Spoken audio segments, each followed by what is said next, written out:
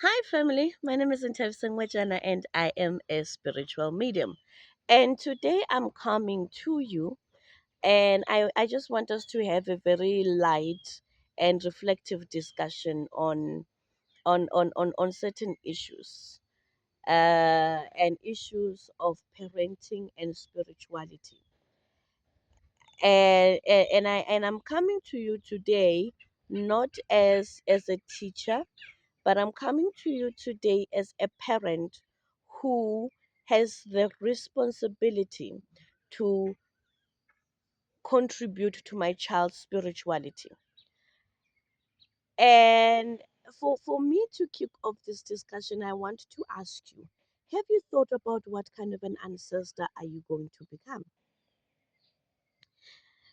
If you were to look at the teachings of our grandfathers and of our parents, most of us were taught on the basis of Christianity, and I went to an Indian school at some point in my life, and people were taught on the basis of Islamic faith, and so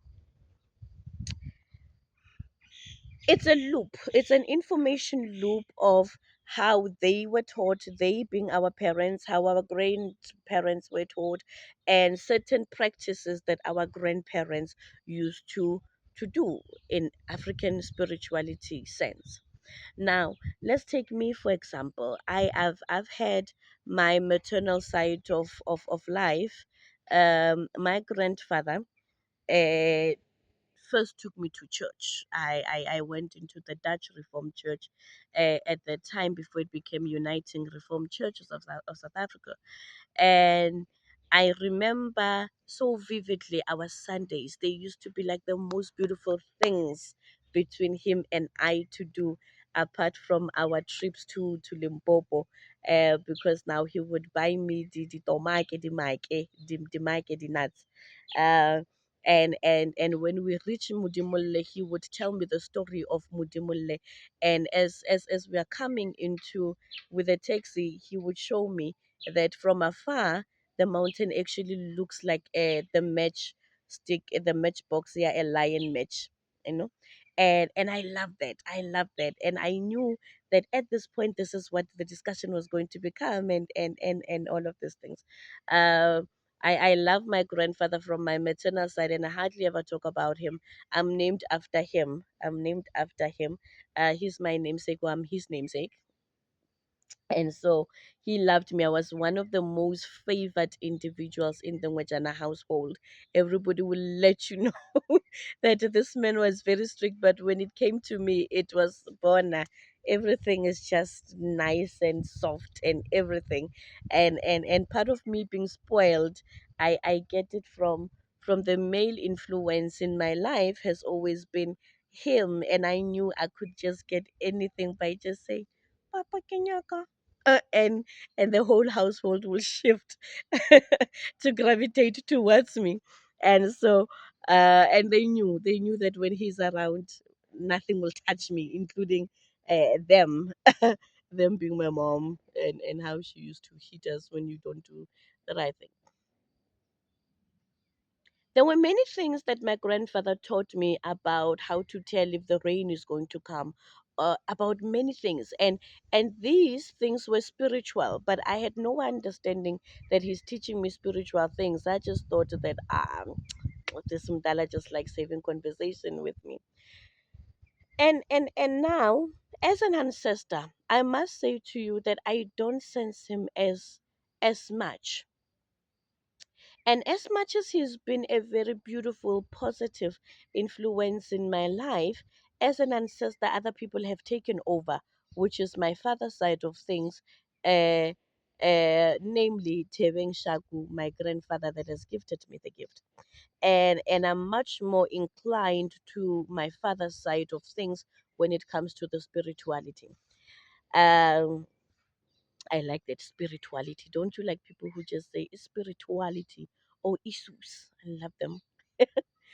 so, so what I'm trying to say is that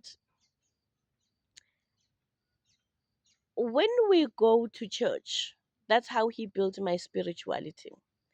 And when we sang ka Bukana ya Hosana, and one of the first songs that I've ever learned was Sifela 161. He ba nyorilweng tlhole e tlemetseng. And the influence of him teaching me Difela and singing and all of this thing, it was him building into my spirituality. And when things don't work out right, I always fall back onto what he has laid as a base. And now church became a great influence of most of our lives, and all of these things. And now there coming comes in a new dispensation of my father's side of things. And at that age, I'm like, well within going into my 30s, in my mid 20s going into my 30s, and boom boom boom boom boom boom, suddenly I am meant to come into another different space. And it's a space that has so many laws and rules and everything. And I might be looking at it as it has so many laws and rules and everything because I was just not bred up with it. And if I were bred up under the same system, it would be very as natural as me being fascinated by the Mudimulle Taba just after Kranskop, right? Kunail. It would just be as natural as that. But it became a little bit, it wanted a little bit of effort for me to understand and comply and do and find, oh my God, it works. And find, oh my God, I should be doing this for a very long time. I could have been so far. And now you really can't sell me into anything else. I want us to then have a discussion about what is the responsibility that you are exercising right now as a parent into the child, into the lives of your own children, or into your child's life. And I want you to say, maybe let me use the example of my own child to say, I wanted a child as so much a Christian. I prayed, I did all of this thing, I fasted and I did all of these things, and I wanted marriage and I wanted all the other things. And I did not get them until I could come into another system of belief.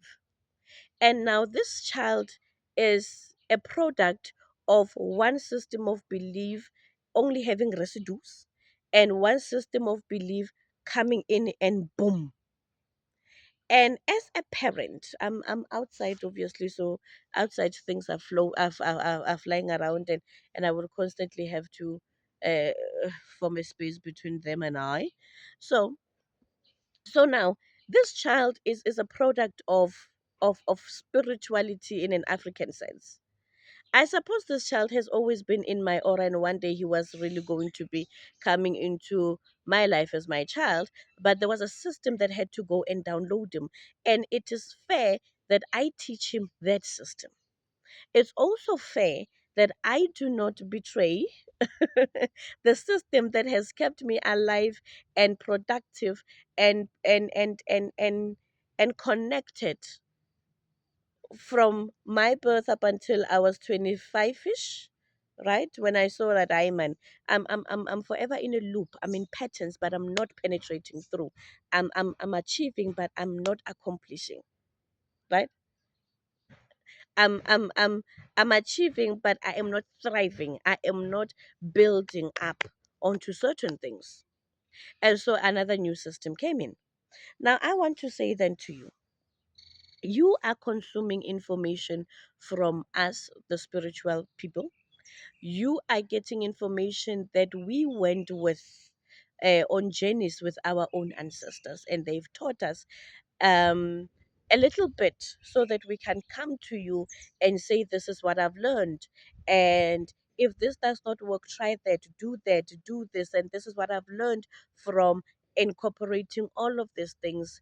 And we get many influences of teachings, and every time we acquire some new information, we come, we have practiced it, it has worked, or we are still navigating around it, and we are going to give it to you on these social platforms.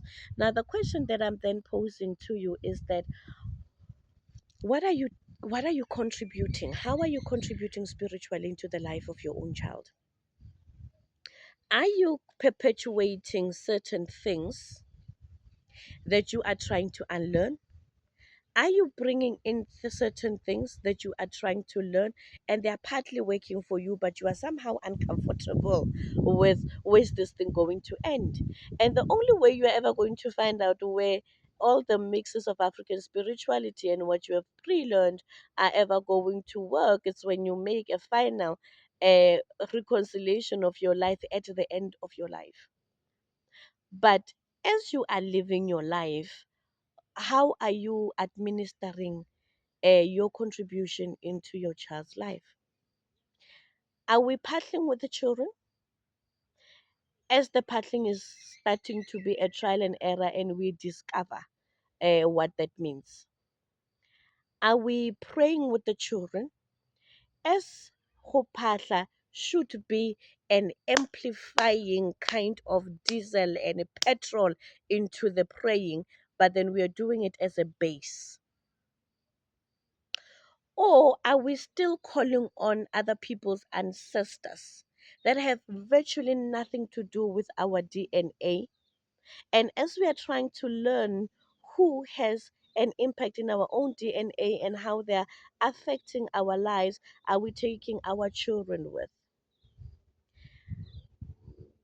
I don't know if one day I'll ever be a good parent now. I do not know.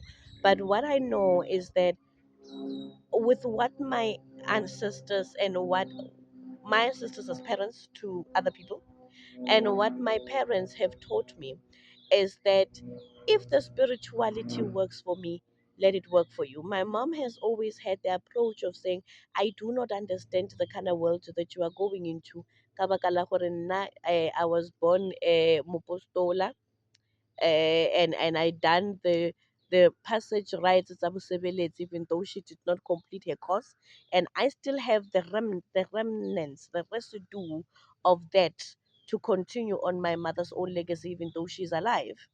But there are clients that would walk in our home and I would tell this is my mother's client, it's not a client of mine. They're there for her anointing. And I would say, pray for your people. Do the things that when you did not do, right? Uh, but what I'm trying to tell you is that when my life got stuck and I had to come into African spirituality and its teachings, my mom said, I do not understand, but you are my child and I will go into these things, right? I will go into these things because you are my child and I want to see if ever you are going to drown in the river, I must see which river you drowned into, right? And so that is a parent loving me. That is a parent supporting me if ideally I was going to say I'm going to be a doctor and they will have to give up my attention, my love, my attending the family, anything for the 7 years because I'm going to be practicing in what will one day be my career and they will support me adequately. But I'm then posing to you the question that says, we all have responsibilities for to our children. We are feeding them, we are clothing them, we are taking them to the best schools. And what is the contribution in what we have learned, what we have amassed, what we needed to serve out, what we still need to go and engage and get further information about, but we still have the responsibility, we still have responsibility, the ability to respond to certain situation, the ability to respond to my child's spiritual needs. And how are we, as now woke parents, as now partnering parents, as now transforming our mindsets and rebuilding our spirituality, how are we taking these children of ours along? And most to the point, should you and your partner have a fallout, should you and your husband, father of the child, mother of the child, have a fallout, are you as a partner having children investing in understanding what is the spiritual identity, the spiritual patterns, the spiritual uh, astuteness, the spiritual troubles, triumphs as well of the other person that you are meeting. And that will help in your child not having to go through the things that we go through. I mean, we've watched programs, we've watched Utatako, we've watched all of these things, and we understand that some of our parents don't even know who our dads are. They've had one night stands, and there's no time to ask about the mkulus in your family. Some of our parents had children with people who were uh, coming from labor sending areas into the mine system, and then your dad is Malawian, and you are wondering why you are having people in your dreams speaking up in a dialect that you do not understand, and your mom did not have the time, as she was coming from the kitchens, from the domestic work, we'll say the kitchens, from the domestic work, to ask Sebias or Sebias, who are your people and what do they do? And therefore, it is our own responsibility to, as we are cuddling with our partners, understand who they are, where they are coming from, and to also help each other as parents to navigate through these kind of talks as we are busy there with our pillow talk, because we have the responsibility to, one day when your child asks, you can just go into a file. I write as I encounter certain things, and I do this takazelo and I send them to Buba's email address, because it will always outlive me. God forbid anything should happen to Google as a company. Uh, I teach him that we are speaking to Ntate Mogolo Mang Mang and and Koko Mang Mang as we are paddling. And he understands that, Mama, let's go pray. And I've realized that when there's turbulence, even in my own headspace, and when I can't bring myself as a spiritualist to deal with certain things, he is the one that says, Mama, samurapela ka packet. And I understand, he says, whatever issue that you are having, steam it out, and re tsamaya ra ilo rapela ka paketo. So the products that we are sending to you, and as we are explaining what they do, do you teach your children, or do you just administer tlhapa ngwanaka, this is for concentration and for luck and for good aura? And we do not base the teaching to what we have understood our own teachings to become. I mean, for you to buy into the product, you would have bought into their ideology. So, how are we moving forward with the ideologies that we are now learning? How are we moving forward? What is our own contribution to what our own forefathers used to do around the fires? What is now your own sharing African stories, African spirituality around the fire, in the midst of you living in your bedrooms and shutting off Netflix, in your decameras, shutting off Netflix and teaching your children about African spirituality, or whatever spirituality that is working for you? And what are you teaching your own children as a parent? What is your spiritual responsibility into your child's life? Let me know. Let me know. Because you are consuming us every day.